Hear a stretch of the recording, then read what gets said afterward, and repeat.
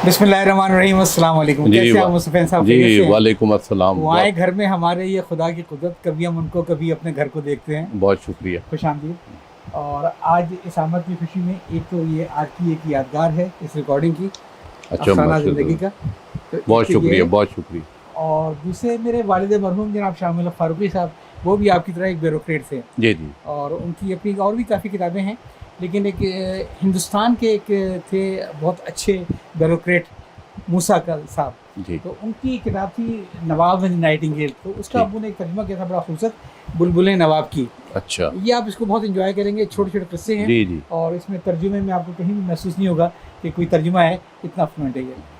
तो यहाँ से हम अपनी बहुत बहुत आगाज़ शुक्रिया, करते बहुत हैं। शुक्रिया। और मैं यकीन है कि आप इसको पढ़ेंगे। किताबें तो बहुत सारी हैं, लेकिन इसको आप देखेंगे। ये जो ब्यूरोक्रेट्स जो होते हैं, सबसे जो मेरा मुशाहिदा है वो ये है कि इनके सीने में इतने राज होते हैं जी।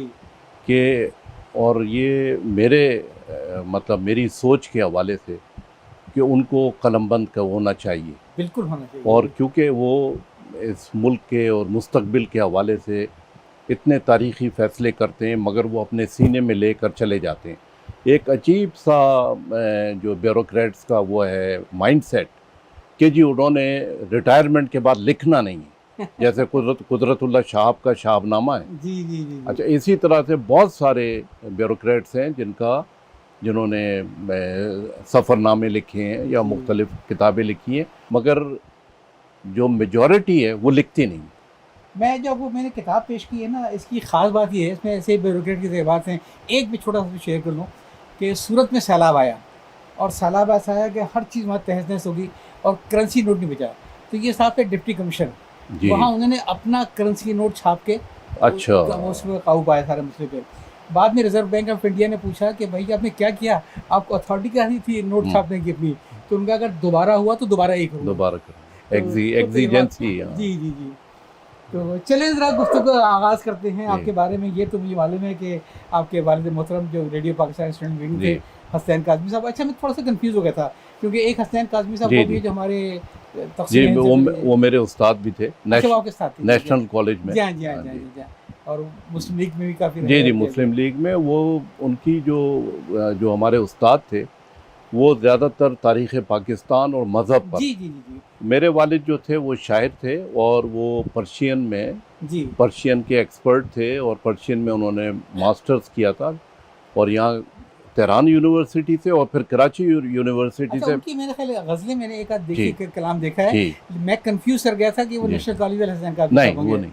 अच्छा, वो शायर तो ये दो कलाम क्या था उनका? क्या उनके तो कई किताबें आई हैं। अच्छा। एक उनका जो सबसे मशहूर चश्मे कम ख्वाब, जी जी जी, वो किताब थी। एक तोशा है, एक पर्शियन में कई किताबें उनकी, जी जी, चंगे इश्क जी, और इल्हाम, इस तरह से। बुर्रा मसला ये भी कि पाकिस्तान के अंदर फारसी पढ़ने वाले जो है वो अल्लामा इकबाल के बाद से ख़त्म ही हो गए हैं। ये तो गालिब और इकबाल वो क्लासिकी जो फारसी है वो पाकिस्तान में, जब आप मॉडर्न पर्शियन की बात करते हैं तो उसमें बहुत कम लोग हैं, बहुत कम लोग हैं।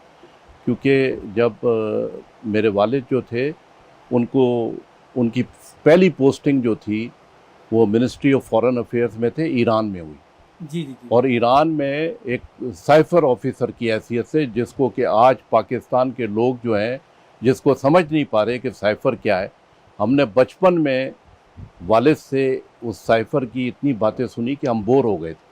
अच्छा। कि जी ये कोई माशरे में ये कोई साइफर की बात नहीं करता, तो मेरे वालिद जो हैं वो साइफर की बात करते हैं, क्योंकि वो साइफर ऑफिसर थे।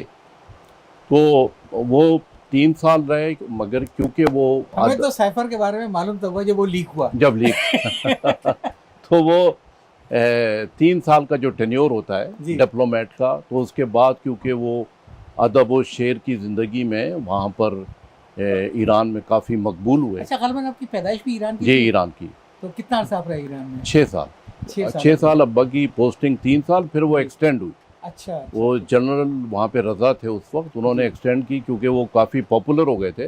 तो नेचुरली एम्बेसी ने ये सोचा कि इनको यहाँ पे रहना चाहिए। तो उस दौरान में उन्होंने अपनी मास्टर्स किया और फिर उन्होंने PhD शुरू की वहाँ पर। अच्छा। पर्शियन लिटरेचर में।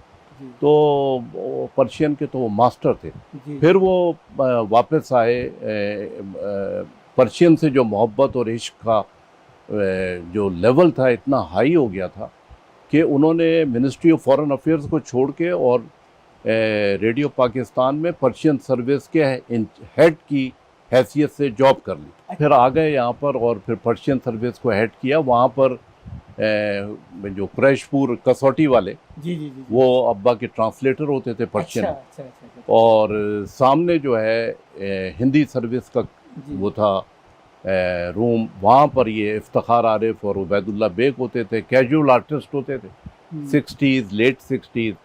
तो ये जो कसौटी है ये उसी दौर में शुरू हुई। कभी ये वालिद के कमरे में आ जाते थे, कभी उधर बैठ जाते थे, तो ये सारी प्रैक्टिस होती रही। नहीं माशाल्लाह उनकी जो खिदमत थी खुसन पर्शियन अदब रेस्टोरेंट में, क्या आप समझते हैं कि जितनी उनकी खिदमत और जो उनका मुकाम था उतना मुआशरे ने रिकगनाइज़ किया? देखें वो तो कौन सा ऐसा अदबी यहाँ पर पर्चा था, साकी, जामे नौ, अच्छा अच्छा अच्छा अफकार, जितने भी बड़े बड़े वो रिसाले और मैगज़ीन अदबी रिसाले जो थे, रसाइल और जराइद, जी जी उसमें हसनैन काज़मी का तो अफसाना मस्त।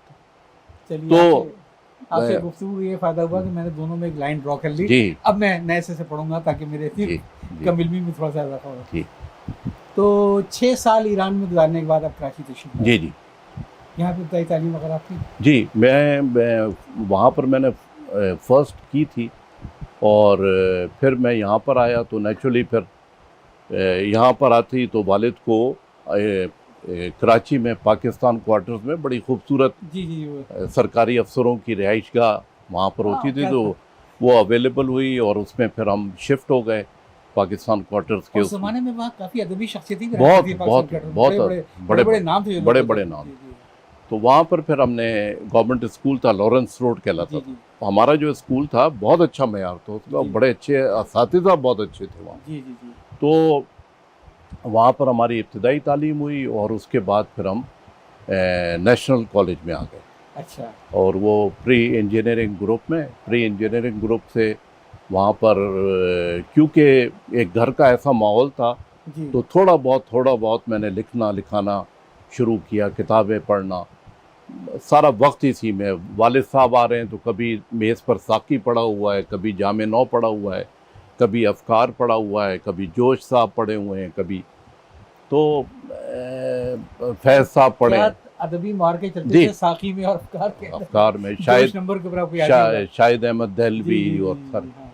तो वो मैं थोड़ा बहुत लिखता था। तो अच्छा लड़कों में जो हमारे स्टूडेंट थे फर्स्ट ईयर के, तो एक जो होता है कि कभी मैं कहीं अखबार जहाँ में छपा हाँ, और हाँ। कुछ हुआ, बच्चों के रिसालों में मेरी छोटी छोटी कहानियाँ, तो वो मैं बताता था। तो वहाँ पर जो मसलन प्रोग्रेसिव जैसे बच्चों की दुनिया जी तालीम तरबियत जी जी तो वो प्रोग्रेसिव जो वहाँ पर जो तंजीम थी उसने मुझे काउंसलर का टिकट दिया जी और उन्होंने कहा कि जी, तो मेरा कोई एप्टीट्यूड नहीं था जी और मैं एक बड़ा अच्छा क्रिकेटर था और अपने वहाँ पर पाकिस्तान क्वार्टर और साथ के, और हमारा जो कप्तान था आफ्ताब बलोच, जी, मरूम, जी, अभी डेथ हुई है, अल्लाह ताला मगफिरत करे।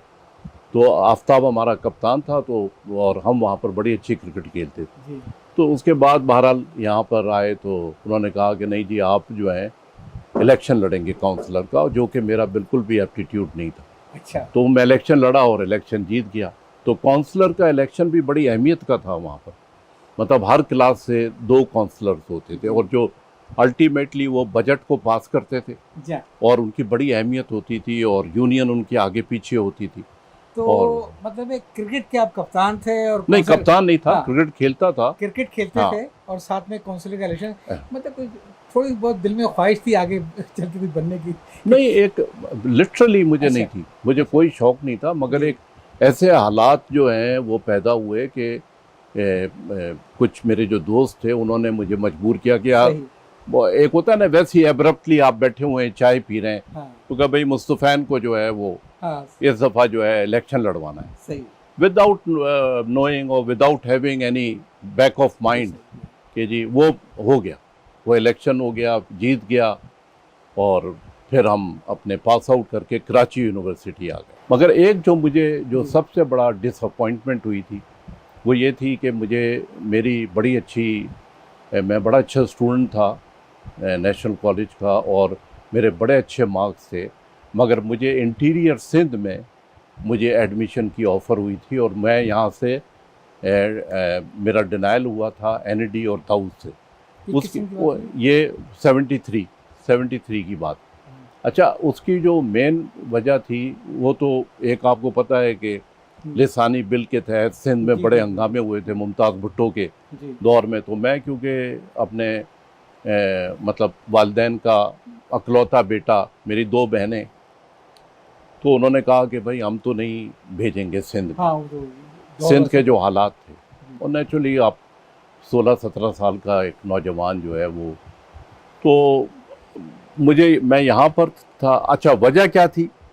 वजह ये थी कि फॉल ऑफ डाका के बाद एक फेज़ आया था जिसमें 72-73 में बहुत सारे स्टूडेंट्स जो हैं, मैं उन पे कोई डाउट नहीं करता, मगर बहुत सारे स्टूडेंट्स ने चीटिंग करके कि हम मशरक़ी पाकिस्तान से आए, उस वक्त के बांग्लादेश से, और हमारी जो है हम कुछ भी नहीं है हमारे पास, ना मार्कशीट है ना कुछ है, हम तो जो कपड़े पहने हुए थे उसी में आए। ये एक आम स्टेटमेंट होती थी इंजीनियरिंग और मेडिकल कॉलेजेस में, और उसमें जो है उनको एडमिशन मिलते थे। उससे क्या होता, एक बिल्कुल नई डायमेंशन। हाँ, क्योंकि मैंने सफ़र किया उसमें। अब जब मैं कराची यूनिवर्सिटी में आ गया तो फिर मैंने कहा कि जब प्री इंजीनियरिंग का एक अच्छा स्टूडेंट अगर वो इंजीनियरिंग कॉलेज में नहीं जा रहा तो फिर तो उसको आगे बीएससी और एमएससी का कोई फ़ायदा नहीं है, जो मेरा था। फिर मेरा एप्टीट्यूड था लिखने का, तो that is why I chose journalism. और मैंने अब्बा से बात की और मैंने कहा कि जी मैं जर्नलिज़म में जा रहा हूँ, और यही मुझे समझ में आया।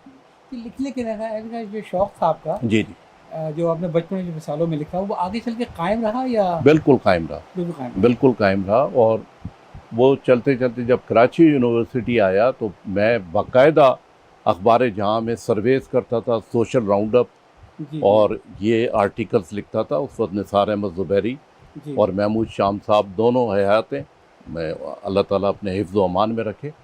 और इन्होंने मुझे बड़ा प्रमोट किया, मुझे बड़ा सपोर्ट किया, मैंने बड़ा सीखा इन दोनों हजरात।